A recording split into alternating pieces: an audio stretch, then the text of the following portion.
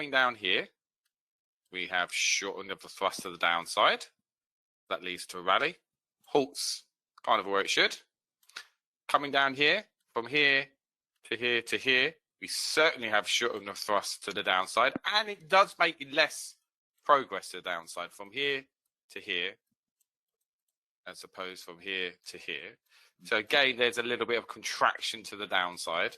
So and then we look at and then we look at this bar, and I'll look at the 2 bars thereafter. So if we come down, we compare to the previous 2 bars. This, to me, is more bullish than this.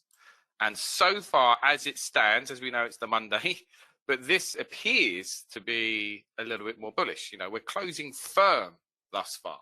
And of course, where is this happening? Well, you know, we are in the oversold condition. And today is the holiday, right? So let's keep this in mind for sure. The volume signature today is going to be very, very low. It will be extremely low.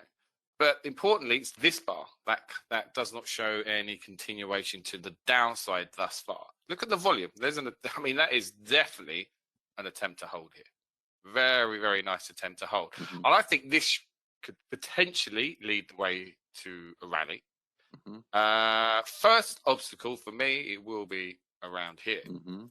But if we're expecting, and we are due kind of a significant kind of rally, we're due at least something like this again, I would say, from this oversold position. Within bear channels and bull channels, once a demand line or supply line is severely weakened, we usually get a rally to the opposite side.